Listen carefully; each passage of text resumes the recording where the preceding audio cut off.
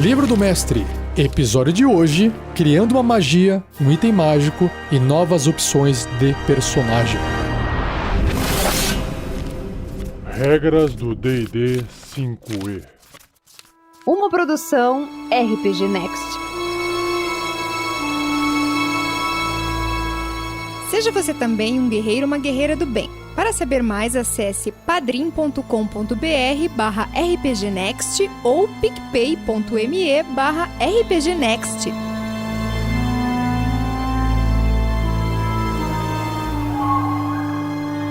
Começando com criando uma magia. Quando estiver criando uma nova magia, use as magias existentes como parâmetro. Aqui estão algumas coisas a se considerar. São 4 coisas.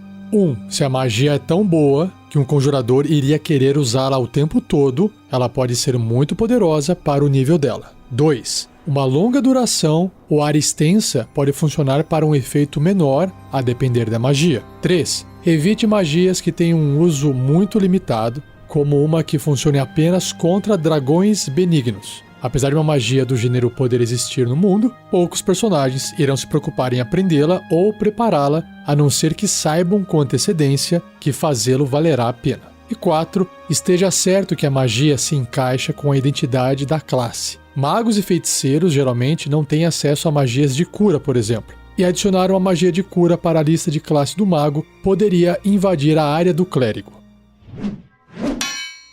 Magias de dano. Para qualquer magia que cause dano, use a tabela chamada Magia de Dano para determinar quanto dano aproximadamente é apropriado devido ao nível da magia. A tabela considera que a magia causa metade do dano com um teste de resistência bem-sucedido ou um ataque que erre. Se sua magia não causa dano com sucesso na resistência, você pode aumentar o dano em 25%. Você pode usar dados de dano diferentes dos da tabela, contanto que o resultado médio seja aproximadamente o mesmo. Fazer isso pode adicionar um pouco mais de diversidade à magia. Por exemplo, você pode mudar o dano de um truque, que é o Cantrip, magia de nível 0, de 1d10, que causa uma média de 5,5, para 2d4, que é uma média de 5, reduzindo o dano máximo e tornando um resultado mediano mais provável. Porque no caso de 2d4, o dano máximo seria 8 e um d10 seria 10. A tabelinha chamada Magia de Dano tem 3 colunas: o nível da magia,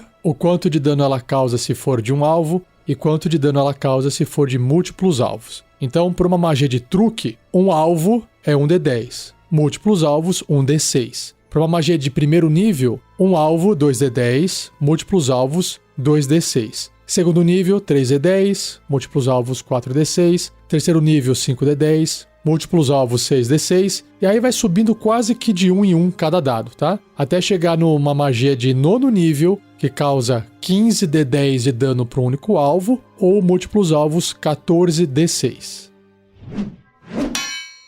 Magias de cura. Você também pode usar a tabela Magia de Dano para determinar quantos pontos de vida uma magia de cura recupera. Um truque não deveria fornecer cura. Ou seja, apesar de um truque poder causar dano, o livro sugere que uma magia de cura truque não cure.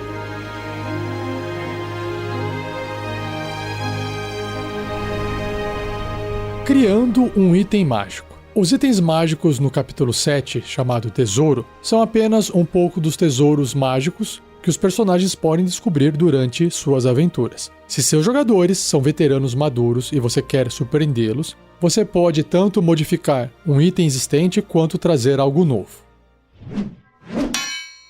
Modificando um item. A maneira mais fácil de inventar um novo item é copiar um existente. Se um paladino usa um mangual como sua arma principal, você poderia mudar uma Vingadora Sagrada para que ela seja um mangual ao invés de uma espada. Você pode transformar um anel do Ariete em uma varinha ou um manto de proteção em uma tiara de proteção, tudo sem alterar as propriedades do item. Outras substituições são igualmente fáceis. Um item que cause dano de um tipo pode facilmente causar dano de outro tipo. Uma espada língua flamejante poderia causar dano elétrico ao invés de fogo, por exemplo. Uma capacidade pode substituir outra, então uma poção de escalada pode facilmente se tornar uma poção de furtividade. Você também pode modificar um item ao fundir suas propriedades com as de outro item. Por exemplo, você poderia combinar os efeitos de um elmo de compreensão de idiomas com os de um elmo de telepatia em um único elmo. Isso torna o item mais poderoso e provavelmente aumentará a sua raridade, mas não vai estragar o jogo. Finalmente, lembre-se das ferramentas que são oferecidas para modificar itens no capítulo 7, Tesouro, dando a um item uma propriedade menor interessante, um sofisma ou consciência pode alterar a sua essência significativamente. Criando um item mágico. Se modificar um item não for o bastante para o que você quer, você pode criar um do zero. Um item mágico deveria ou deixar o personagem fazer algo que ele não poderia antes, ou melhorar a habilidade do personagem de fazer algo que ele já faz. Por exemplo, um anel de salto permite que seu usuário salte grandes distâncias, assim melhorando o que o personagem já pode fazer. Um anel do ariete, no entanto, dá ao personagem a habilidade de causar dano de energia, que é o Force Damage. Quanto mais simples for sua abordagem, mais fácil será para um personagem usar o item em jogo. Dar cargas ao item é legal, especialmente se ele tiver diversas habilidades diferentes, mas simplesmente decidir que um item está sempre ativo ou pode ser usado um número fixo de vezes por dia é mais fácil de gerenciar. Indo agora então para o tópico chamado nível de poder. Se você fizer um item que permite que um personagem mate o que quer que ele atinja com ele, esse item provavelmente irá desequilibrar o seu jogo. Por outro lado, um item cujo benefício raramente acontece não é suficiente para uma recompensa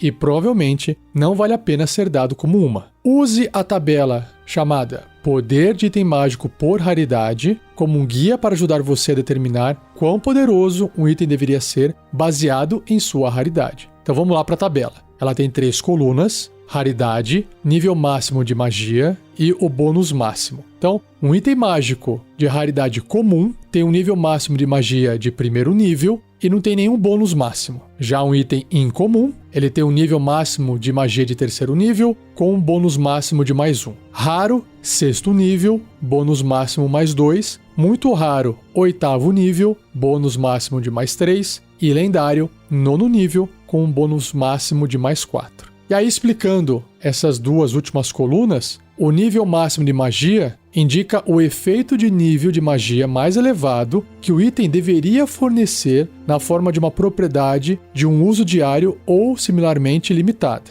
Por exemplo, um item comum poderia fornecer o benefício de uma magia de primeiro nível uma vez por dia, ou apenas uma vez se for consumível. Um item raro, muito raro, lendário, poderia permitir que seu dono conjure uma magia de baixo nível mais frequentemente. E a última coluna ali da tabela, que é o bônus máximo, se um item fornece um bônus estático na CA, jogadas de ataque, testes de resistência ou testes de habilidade, essa coluna sugere o bônus apropriado baseado em sua raridade. Outro tópico aqui importante, para fechar essa parte de criação de itens mágicos, é a sintonização. Decida se o item precisará que um personagem se sintonize com ele para usar suas propriedades.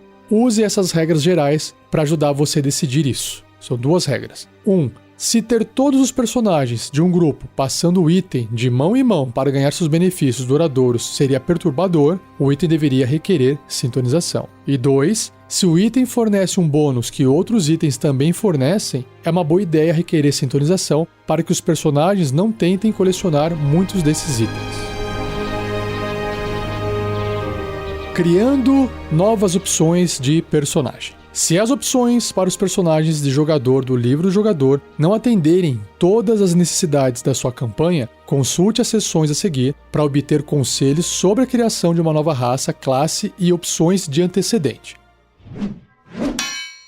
Começando com criando uma raça ou sub-raça. Essa seção ensina você como modificar raças existentes, assim como criar novas. O passo mais importante na personalização ou criação de raças para sua campanha é começar com a história por trás da raça ou sub-raça que você deseja criar. Ter uma ideia concreta da história de uma raça na campanha irá ajudar você a tomar decisões durante todo o processo de criação e faça a si mesmo diversas perguntas. Aqui tem algumas. Por que minha campanha precisa dessa raça para ser jogável? Como essa raça se parece? Como eu poderia descrever a cultura da raça? Onde os membros dessa raça vivem? Existem conflitos interessantes criados durante a história e cultura da raça que fazem dela interessante do ponto de vista narrativo? Como é o relacionamento da raça com outras raças jogáveis? Quais classes e antecedentes se encaixam bem para os membros da raça? Quais são os traços mais marcantes da raça? E no caso de uma nova sub-raça, o que a diferencia das outras sub-raças da raça familiar?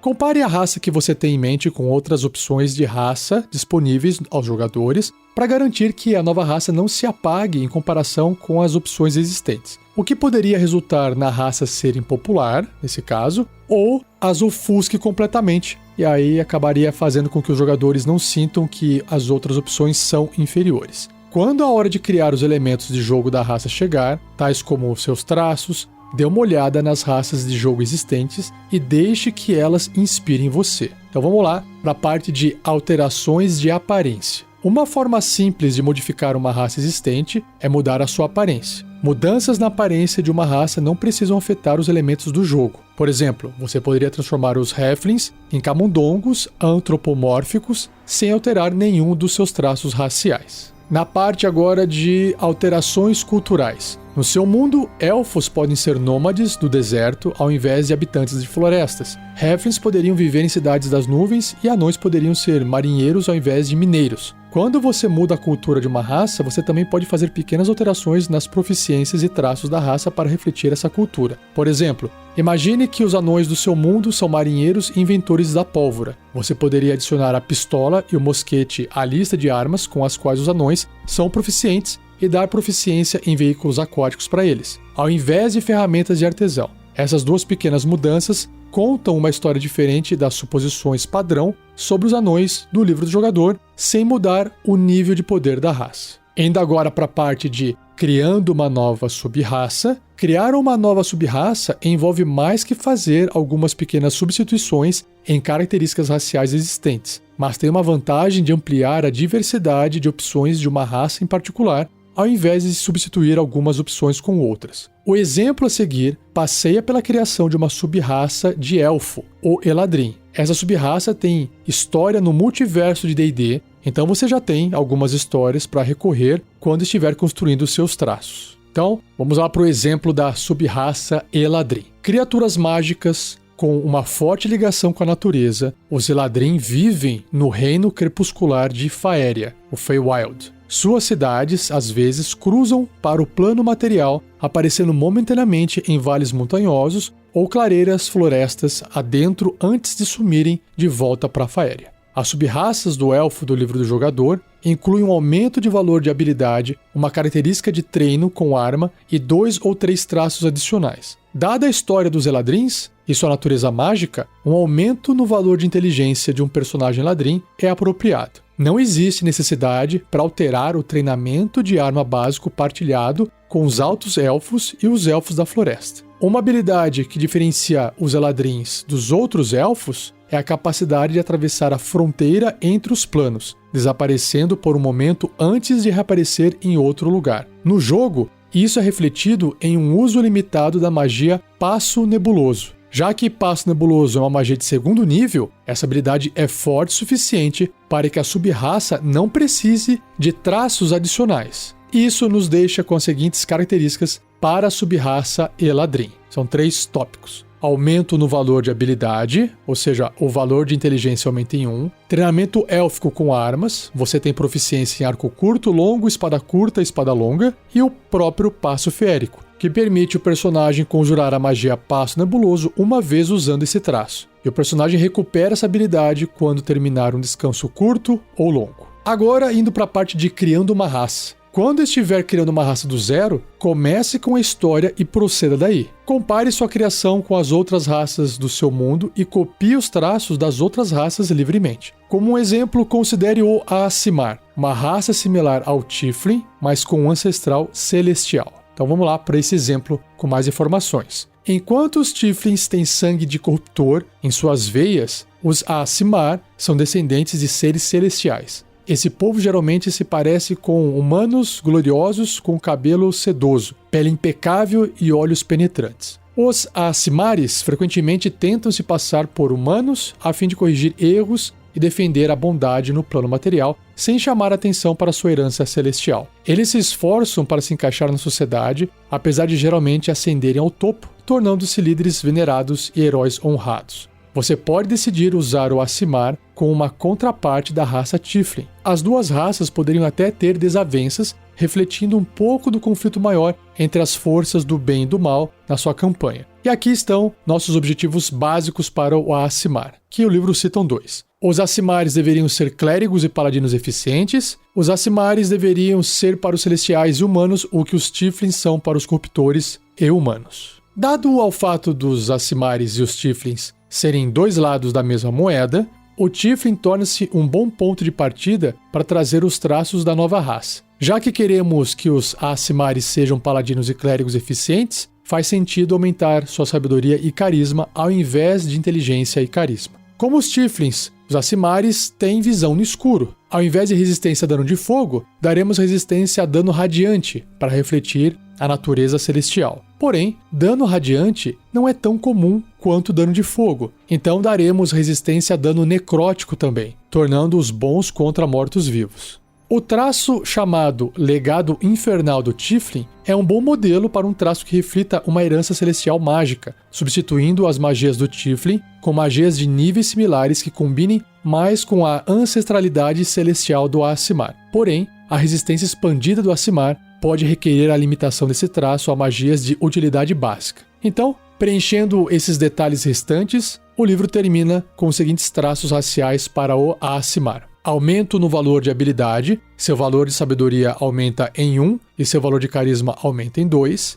Idade, os Aasimares amadurecem ao mesmo tempo que os humanos, mas vivem alguns anos a mais. Tendência, a parte do alinhamento, devido à sua herança celestial, os Aasimares frequentemente são bons. Porém, alguns Aasimares sucumbem ao mal, rejeitando sua herança. Tamanho, os Aasimares possuem o mesmo tamanho e compleição dos humanos, então o tamanho é médio. Deslocamento, um deslocamento base de caminhada de 9 metros. Visão no escuro, graças à sua herança celestial, ele tem uma visão superior no escuro e na penumbra. Ele enxerga na penumbra até 18 metros como se fosse luz plena, e no escuro como se fosse na penumbra. E também pode discernir cores no escuro, só que apenas tons de cinza. Resistência celestial, você possui resistência a dano necrótico e a dano radiante. Legado celestial, você conhece o truque luz, e quando atingir o 3º nível de classe de personagem, você poderá conjurar a magia Restauração Menor uma vez com esse traço e recupera essa habilidade ao terminar um descanso longo. E quando atingir o 5º nível, você poderá conjurar a magia Luz do Dia uma vez com esse traço e recupera essa habilidade quando terminar um descanso longo. Sua habilidade de conjuração para essas magias é carisma. E por fim, idiomas, você sabe falar, ler e escrever comum e celestial. E acrescentando aqui, já existe um livro do D&D onde tem exatamente essa raça Aasimar jogável, tudo bonitinho montado para você.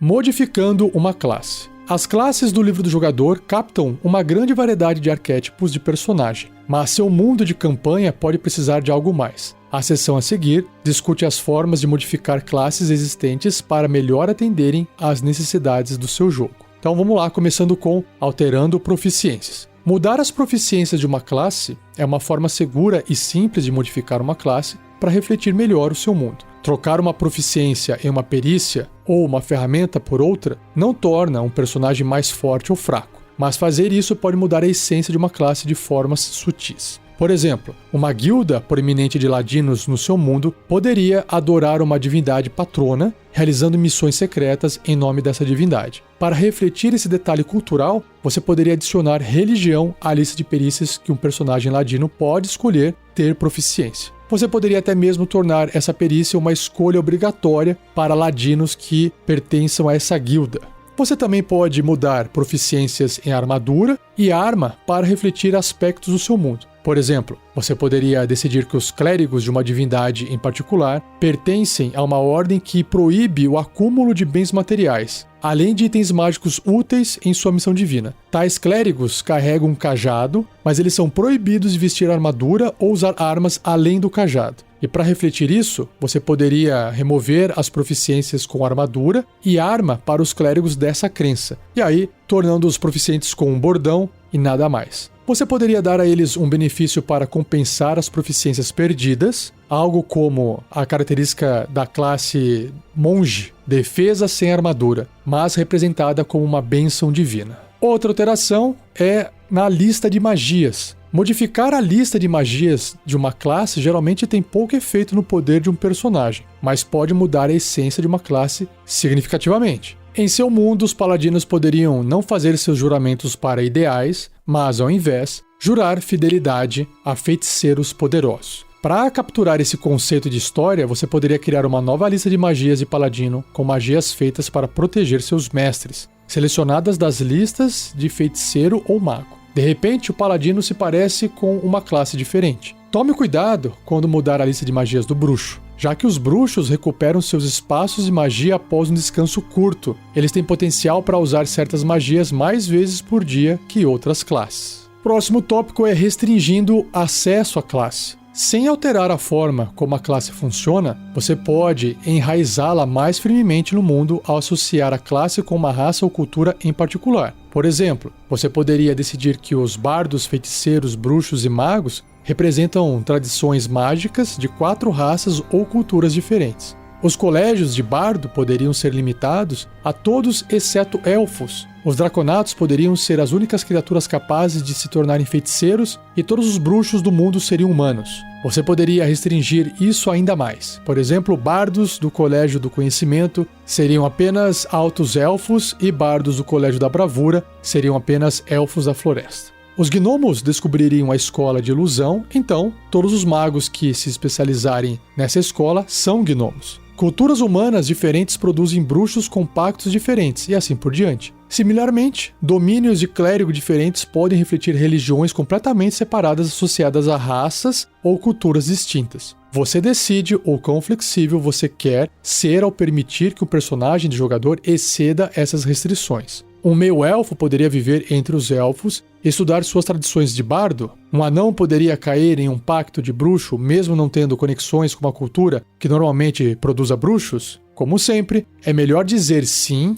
e usar os desejos do jogador como uma oportunidade de desenvolver a história do personagem e do seu mundo, ao invés de ignorar as possibilidades. Indo agora para a parte de substituindo características de classe, se uma ou mais características de uma determinada classe não se encaixarem exatamente no tema ou tom da sua campanha, você pode retirá-las da classe e substituí-las por novas. Ao fazer isso, você deveria tentar garantir que as novas opções sejam tão atraentes quanto as que foram removidas e que as características substitutas da classe contribuam para a eficiência dela em interação social, exploração ou combate, assim como as que ela está substituindo. Por fim, uma classe existe para ajudar um jogador a expressar um conceito de personagem particular, e qualquer característica de classe que você substitui também remove um aspecto desse personagem. Substituir uma característica de classe deveria ser feito apenas para se ajustar a uma necessidade específica de sua campanha, ou para atrair um jogador que esteja tentando criar um tipo específico de personagem, talvez um inspirado em um personagem de um romance, série de TV, quadrinho ou filme.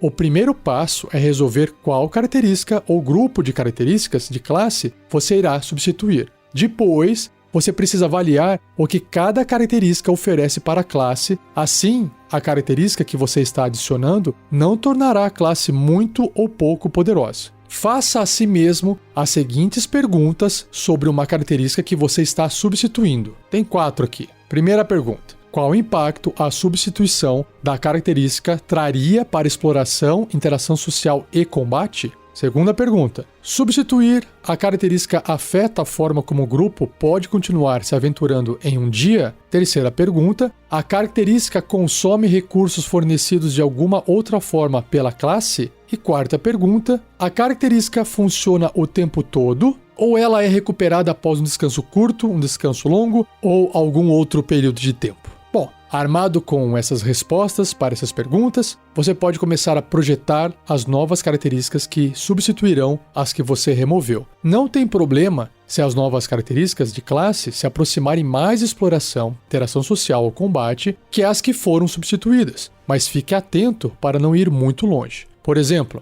se você substituir uma característica focada em exploração por algo totalmente focado em combate, isso poderia ofuscar as outras classes de uma forma que você não pretendia. Não existe fórmula que possa dizer a você como criar novas características de classe. O melhor lugar para começar é observando as características de outras classes ou magias, talentos ou quaisquer outras regras para se inspirar. Você provavelmente irá cometer alguns erros, como características que aparentemente parecem boas, mas que não funcionam bem no jogo. E está tudo bem. Tudo que você criar irá precisar ser testado em jogo. Quando introduzir novas características de classe, garanta que os jogadores usando-as sintam-se confortáveis com o fato de você precisar voltar e fazer algumas mudanças antes de vê-las em jogo. Próximo ponto é criando uma nova opção de classe. Cada classe tem pelo menos um ponto de escolha primordial. Os clérigos escolhem um domínio divino, guerreiros escolhem um arquétipo marcial, magos escolhem uma tradição arcana e assim por diante. Criar uma nova opção não requer que você remova nada da classe, mas qualquer nova opção que você adicionar deveria ser comparada com as opções existentes para garantir que elas não sejam nem mais nem menos poderosas, mas ainda assim distintas em essência. Como tudo no projeto de uma classe, esteja preparado para testar em jogo suas ideias e fazer mudanças se as coisas não estiverem funcionando da forma que você esperava.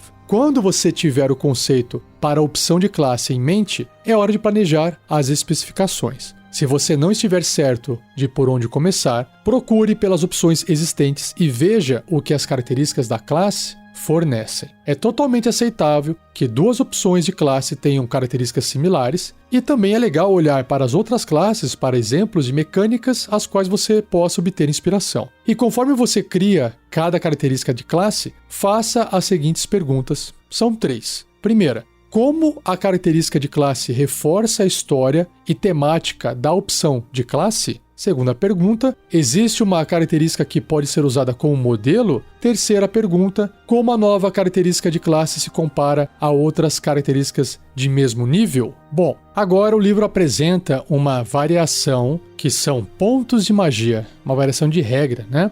Uma forma de modificar como uma classe se parece é mudar como ela usa suas magias. Com essa variação de sistema, um personagem que tenha a característica conjuração usa pontos de magia ao invés de espaços de magia para abastecer suas magias. Pontos de magia dão ao conjurador mais flexibilidade ao custo de uma maior complexidade. Nessa variação, cada magia tem um custo de pontos baseado no seu nível. E aí a tabela custo de pontos de magia resume os custos de pontos de magia de 1º a 9º nível. Truques não precisam de espaços e, portanto, não precisam de pontos de magia. Você faz à vontade. Ao invés de ganhar um número de espaços de magia para conjurar suas magias, da sua característica de conjuração, você ganha uma fonte de pontos de magia. Você gasta uma quantidade de pontos de magia para criar um espaço de magia de um dado nível, então usa o espaço para conjurar uma magia. Você não pode reduzir o seu total de pontos de magia para menos de 0, e você recupera todos os pontos de magia gastos quando termina um descanso longo. Magias de 6º nível e superior são particularmente dispendiosas para se conjurar. Você pode usar pontos de magia para criar um espaço de cada nível de 6º ou superior. Você não pode criar outro espaço de mesmo nível até terminar um descanso longo. A quantidade de pontos de magia que você tem para gastar é baseada no seu nível de conjurador, como mostrado na tabela pontos de magia por nível. Já eu vou ler ela. Seu nível também determina o nível máximo do espaço de magia que você pode criar. Mesmo que você tenha pontos de magia suficientes para criar um espaço acima desse máximo, você não pode fazê-lo. A tabela pontos de magia por nível se aplica a bardos, clérigos, druidas, feiticeiros e magos. Para um paladino ou patrulheiro, reduza a metade o nível de personagem nessa classe e então consulte a tabela. Para um guerreiro, cavaleiro arcano ou ladino, trapaceiro arcano, divida o nível do personagem dessa classe por 3. Esse sistema pode se aplicar a monstros que conjuram magias usando espaço de magia, mas não é recomendado fazê-lo. Monitorar os pontos de magia gastos por um monstro pode ser incômodo. Então vamos lá. São 2 tabelas, né? O primeiro, que é o custo de pontos de magia, que tem 2 colunas, o nível de magia e o custo de pontos. Então, por uma magia de 1º nível, gasta-se 2 pontos. Segundo nível, 3. Terceiro nível, 5 pontos. Quarto nível, 6 pontos. Quinto nível, 7 pontos. Sexto nível, 9. Sétimo nível, 10 pontos. Oitavo nível, 11 pontos. E nono nível, que é o último nível de magia, 13 pontos. E a tabela pontos de magia por nível tem 3 colunas, que é o nível de classe, pontos de magia e o nível máximo de magia. Então, se você tiver no primeiro nível de classe, você tem 4 pontos de magia e pode fazer no máximo, magias de primeiro nível. No segundo nível de personagem, de classe, você passa a ter 6 pontos de magia, ou seja, mais 2, e ainda continua podendo fazer só magias de primeiro nível. Terceiro nível de classe, você passa a ter 14 pontos de magia e já consegue fazer magias de segundo nível. E isso vai subindo, vai escalando. O nível máximo de magia não muda, porque senão iria desequilibrar o jogo. Por isso que eles colocaram essa coluna para limitar. Ou seja, no sistema original, um mago, por exemplo, só consegue fazer uma magia de 9º nível quando chegar no 17º nível de personagem. Aqui é a mesma coisa. A diferença são esses pontos de magia. Mas perceba, ó, se você chegar no 20º nível de personagem, você vai ter 133 pontos de magia. É bastante ponto para poder ficar administrando. Nunca testei essa regra. Se alguém testou e gostou, deixe nos comentários. Criando um antecedente. Um antecedente bem construído pode ajudar um jogador a criar um personagem que pareça ser uma adição interessante, empolgante para a sua campanha. Ele ajuda a definir o lugar do personagem no mundo, ao invés de o que o personagem é em termos de mecânicas de jogo. Ao invés de se focar no antecedente genérico de personagem, como mercador ou andarilho, pense sobre as facções, organizações e culturas da sua campanha e como elas podem alavancar a criação de antecedentes interessantes para os personagens de jogador. Por exemplo, você poderia criar o antecedente acólito do Forte da Vela, que funciona de forma similar ao antecedente sábio, mas que liga o personagem mais firmemente a um local e organização no seu mundo. Um personagem com um antecedente acólito do Forte da Vela provavelmente terá amigos entre os confessos, que são monges que mantêm a grande biblioteca do Forte da Vela. O personagem pode entrar na biblioteca e consultar seu conhecimento livremente,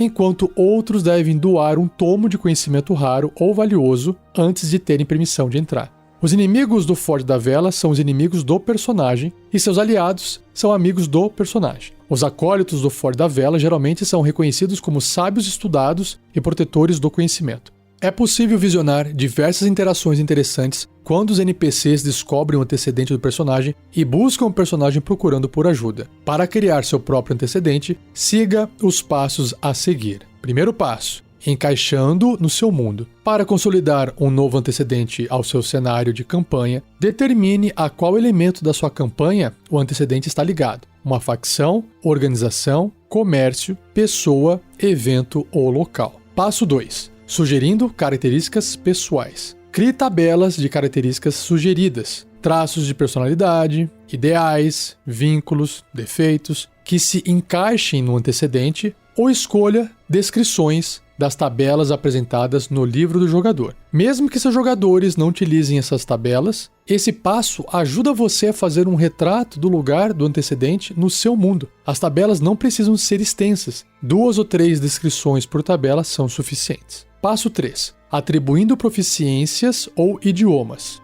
Escolha 2 proficiências em perícia e 2 proficiências em ferramentas para o antecedente. Você pode substituir proficiências em ferramentas por idiomas na base de 1 para 1. Passo 4. Incluindo equipamento inicial. Garanta que o seu antecedente ofereça um pacote de equipamento inicial, além de uma pequena quantidade de dinheiro que um personagem pode usar para comprar equipamentos de aventura. O equipamento inicial deveria incluir itens que um personagem teria adquirido antes de se tornar um aventureiro, assim como 1 ou 2 itens únicos do antecedente. Por exemplo, o equipamento inicial para um personagem com antecedente acólito do Forte da Vela poderia incluir um conjunto de roupa de viajante, hobbies de estudioso, 5 velas, uma caixa de fogo, um porta-pergaminhos, uma algibeira contendo 10 moedas de ouro e por aí vai. O porta-pergaminho poderia ser um presente dado por um acólito do Forte da Vela que embarcou na vida de aventura. E a seu critério, ele também poderia conter um mapa útil. Passo número 5. Decidindo as características do antecedente. Escolha uma característica de antecedente ou crie uma nova, como preferir. Se você escolher uma característica existente, adicione ou copie alguns detalhes para torná-la única. Por exemplo, o antecedente acólito do Forte da Vela poderia ter a característica pesquisador do sábio, como apresentado no livro do jogador, com o benefício adicional do personagem ter permissão para entrar no Forte da Vela sem pagar o custo normal.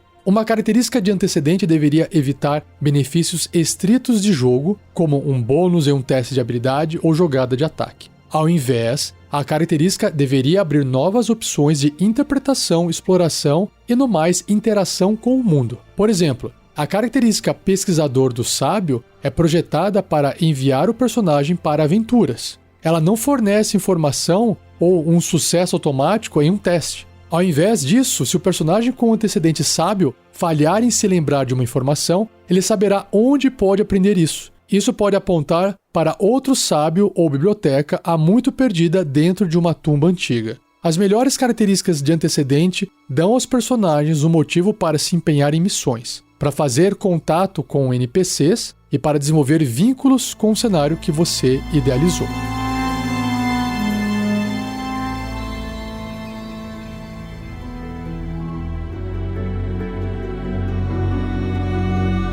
E assim eu encerro mais um episódio do Regras do D&D 5e. Espero que você tenha gostado. Na verdade, eu acabei o último capítulo do livro. O livro fechou, ainda tem os apêndices, que eu vou trazer aqui episódios com algumas informações. Não vou conseguir ler tudo dos apêndices, que tem muita tabela, mas você já sabe.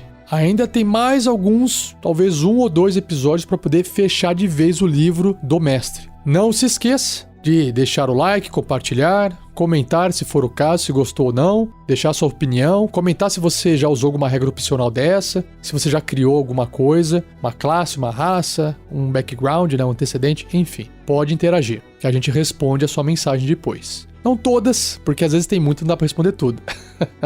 E lembrando também, querendo reforçar que eu, Mestre Rafael 47, apesar de trabalhar aqui com a RPG Next, trazendo esse conteúdo gratuitamente para você, eu presto um serviço de mestre de aluguel, onde um grupo de pessoas, jogadores, se reúnem, me pagam mensalmente, para que eu possa gastar as minhas horas conduzindo uma aventura de RPG, geralmente aventuras de RPG oficiais da Wizards of the Coast, do D&D, 5ª edição. Se você quiser conhecer mais o meu serviço, você pode acessar o link desse episódio. Lá tem uma imagem com algumas informações. Tem um link que é bit.ly com y, bit.ly/quero jogar RPG, tudo junto. Você acessa um formulário de pré-cadastro, onde você pode deixar ali dados sobre você, seu interesse, dias, horários da semana que você gostaria de jogar. Lá também tem planilha de custo, as regras, as cláusulas de como funciona o serviço, tá tudo explicado lá, certinho? Não esqueça de agradecer ao Gleico Vieira Pereira por mais uma edição fantástica